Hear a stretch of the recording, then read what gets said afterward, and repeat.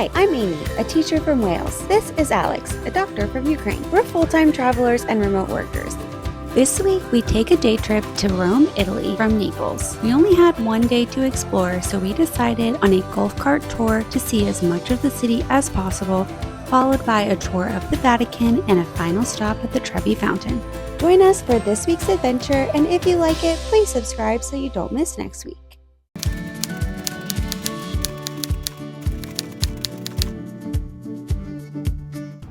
Okay, so we decided to take a day trip to Rome from Naples, which required a 5:30 a.m. wake up and multiple train transfers. We were new to the Italian train system at this point in our trip, so we had a little hiccup trying to validate our tickets. Which line are we going to? No, a line to the left, it says.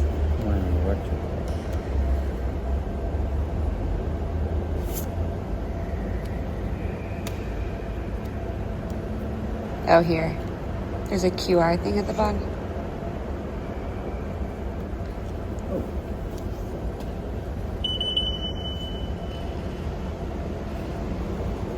Let me try to get this out with this. I think this is your card. I knew not to. I should have said something. I didn't want to.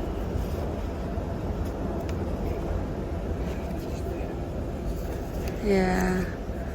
Do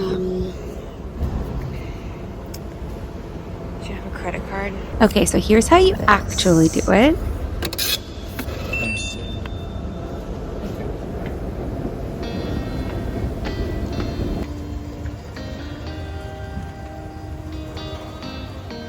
Okay, we made it up to the platform with 1 minute to spare.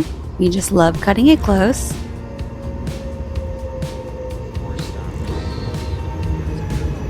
Also, we owe a huge apology to this train station for potentially putting that validation machine out of service for the day. We wanted to tell someone what we had done, but the station was a ghost town. Nobody was at the booths yet. I think it was because it was 6:30 a.m. Anyway, we made it to our transfer and then onto our next train to Rome.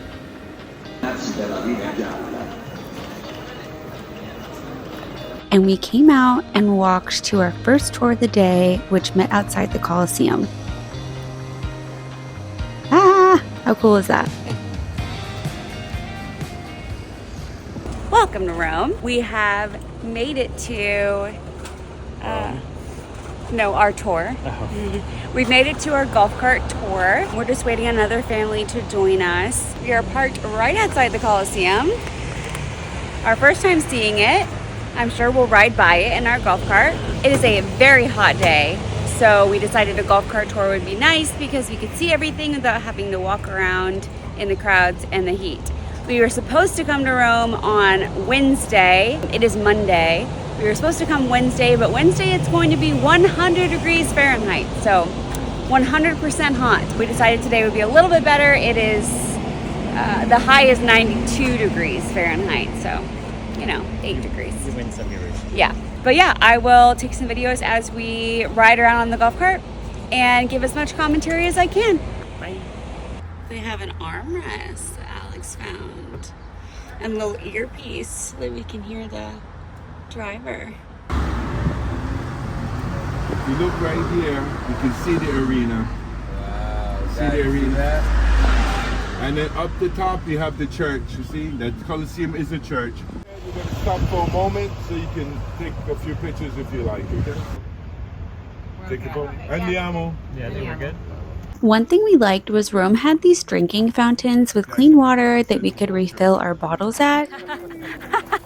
And the family on our tour with us also used them to cool down on this extremely hot day.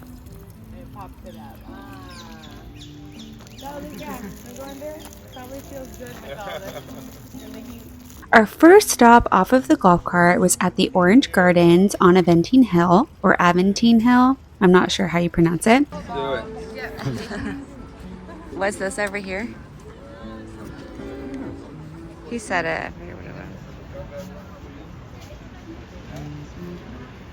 It had gorgeous views and lovely live music.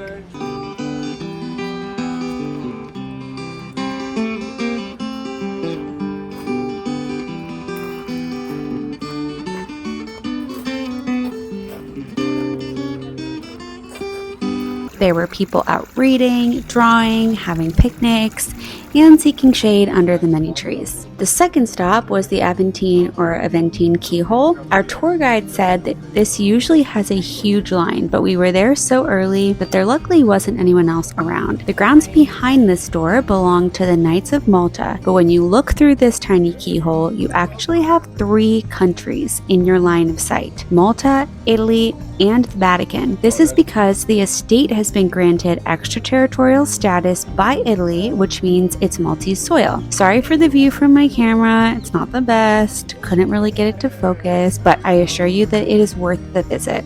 The line had already started to form as our group was leaving, so beware of that. Yeah. Okay, so the next stop was the Mouth of Truth. This is an ancient Roman marble mask outside the Basilica of St. Mary. According to an enduring medieval legend, it will bite off the hand of any liar who places their hand in its mouth. So, of course, we had to try it out briefly. There was a long line here as well, so we didn't take too much time before going inside the church. This basilica is dedicated to the Virgin Mary and was obviously stunning inside.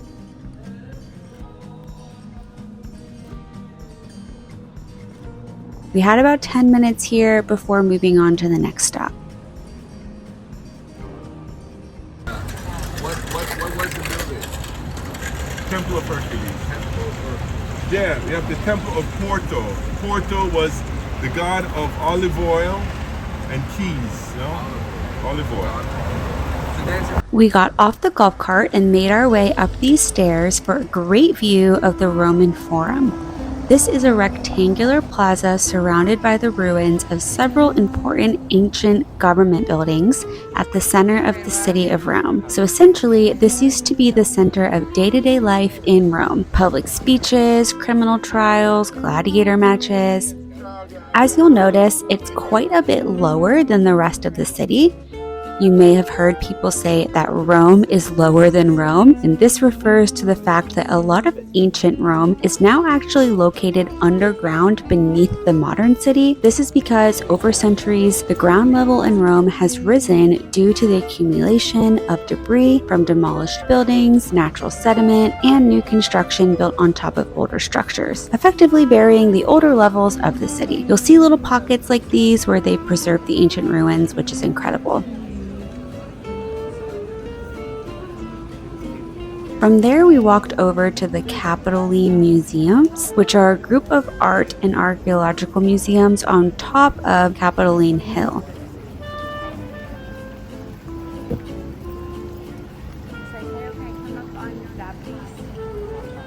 We didn't have time to go inside, but the grounds are still fun to look at and have many statues and sculptures.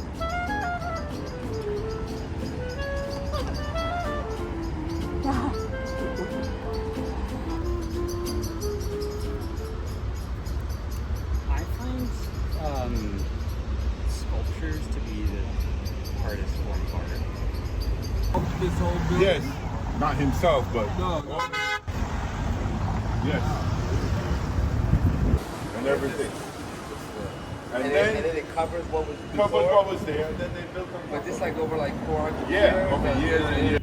Next up was the Piazza Navona. I hope I said that correctly. This is known to have gorgeous fountains, but they were unfortunately under construction during our visit. But again, it's still fun to walk around. I loved looking at all of the buildings, and it's things like this that separate the countries from one another, in my opinion. So many places have unique and beautiful architecture. It's nice to take some time and observe that while you're in a new country. The obvious next stop is gelato. We went to this place that poured melted chocolate in the bottom of your cone. I've put the name up the bottom of the screen, but I have a feeling a lot of places do this in Rome. This is a small. This is small. Yeah. You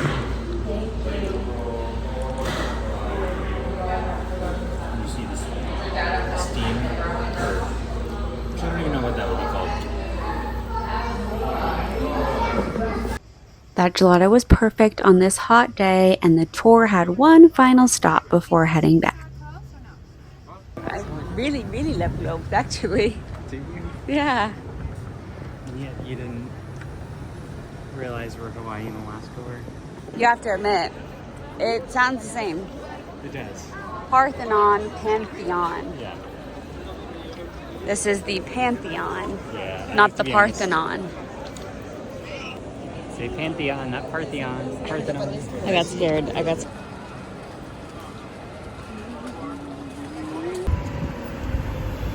We passed some more beautiful architecture on our way back and then hustled onto the train for our next stop of the day. Is this the transfer or is it taking us directly? Transfer. And this was a tour of the Vatican that we had scheduled. I know many people look down on organized group tours, and I get it because I used to do it too, but honestly, it's one of the best ways to learn the most about a place when you're pressed for time. Also, today was hot and the lines were long, and I honestly may have changed my mind about going into the Vatican since it's known for being quite open with direct sunlight and heavy crowds. But we already paid for this tour, and I'm serious about not wasting money, so it kind of forced me to go, and I'm glad it did. Now that I'm back inside with air conditioning editing this video, I'm happy I went. Okay, so if you are not familiar with the Vatican, here are some quick facts. It's the world's smallest country, covering less than a quarter square mile. It is an independent city-state and absolute monarchy led by the Pope, and gained independence from Italy in 1929. It's home to the Vatican Gardens, which cover more than half of Vatican City, and is also an important archaeological site of the Roman world.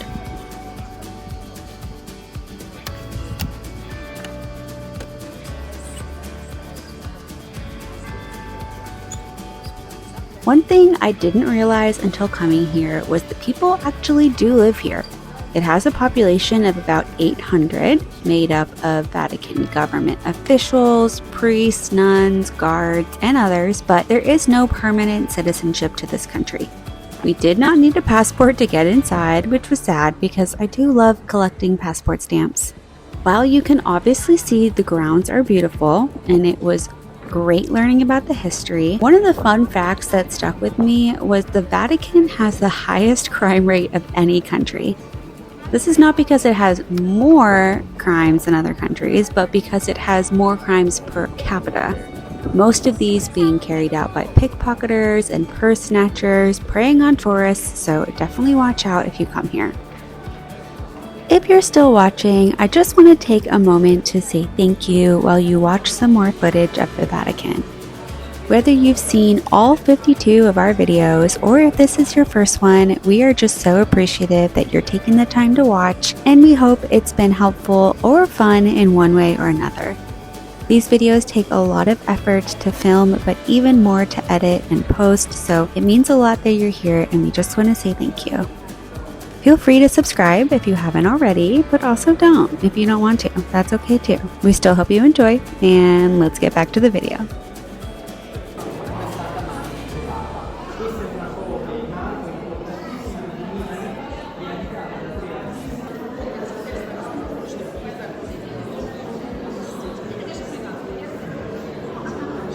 Okay, I hate to say it, but one of the downsides to this visit were the crowds, especially while inside.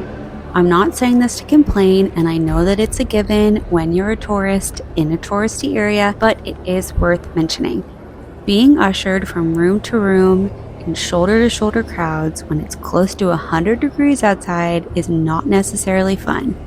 It also does not smell great. It's nice to be able to travel and see cool places, but it can definitely come with drawbacks at times, and this is one of them. Just beware if you're planning a trip, and maybe consider a colder time of year if possible. On this tour, we saw so much, and I know that there was still so much more we didn't have time for. If you're a fan of art, architecture, and chapels, the Vatican has it all. One of the most famous is St. Peter's Basilica. This is the world's largest church and the burial place of St. Peter. Michelangelo helped design this church along with others. There are also Vatican Museums with many galleries, including the Sistine Chapel, which is located in the Pope's official residence. There's also a burial cemetery located beneath the city, below St. Peter's Basilica. There's a Vatican library with a significant collection of historical texts. And if you've watched the rest of our Italy series, you'll see that we've visited a lot of basilicas. And don't get me wrong, they are all stunning, especially the ceilings, the artwork, the gold accents, but they do tend to blend with each other after a while. This is purely because we travel full-time and we see new things every week, so I completely understand that. My suggestion would be that in order to appreciate just how beautiful St. Peter's Basilica is, you may want to make sure it's the only one you visit that month. And there's probably a life lesson in there somewhere about needing the mundane in order to appreciate the grand, but I'm too tired to dive into that right now.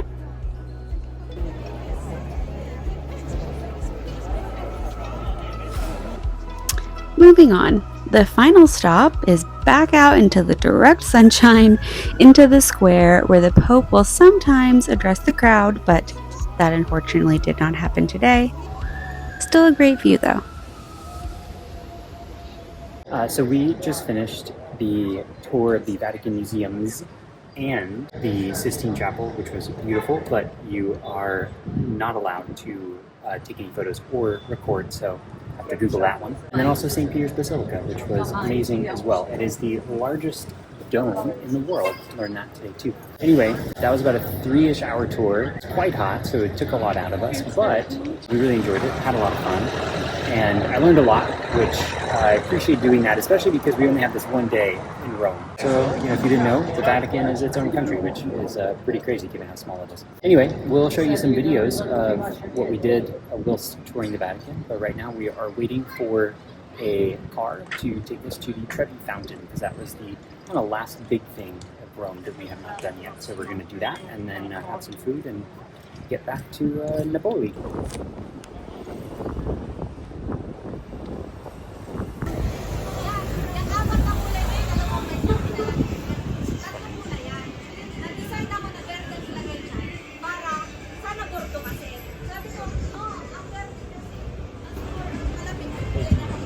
Seize the day. Take a day trip from Naples to Rome. Wake up at 5:30 a.m. Get back at 8:30 p.m. Close all your rings, 5 o'clock.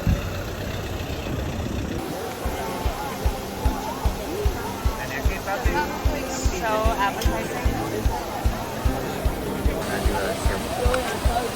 Sure.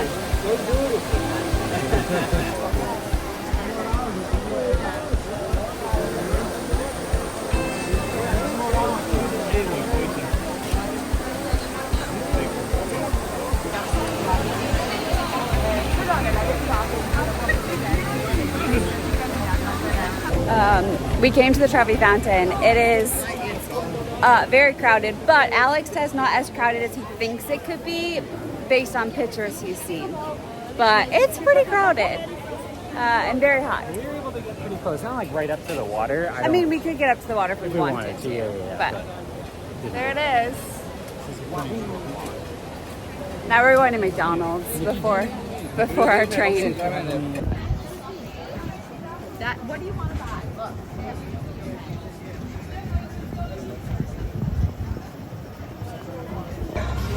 I share with my brother.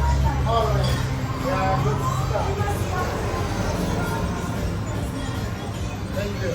We didn't get McDonald's because they didn't have any vegetarian options like Burger King does. So we got pasta. And now we're going to the train station. Bye! After dinner, we hustled back to the train station to get back to Naples. You'll know this if you watched our Pompeii video, but the trains in Italy aren't always the most reliable. Just a warning.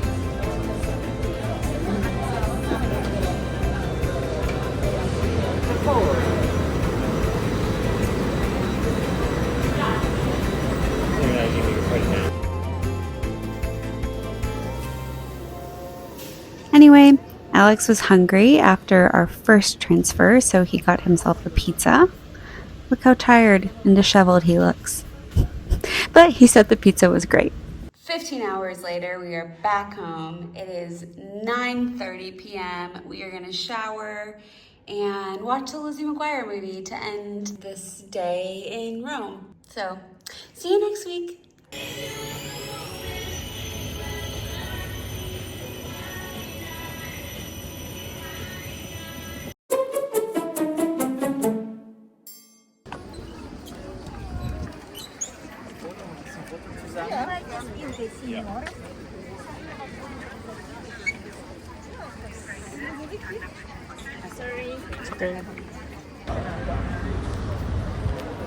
What's up, guys? No, just kidding.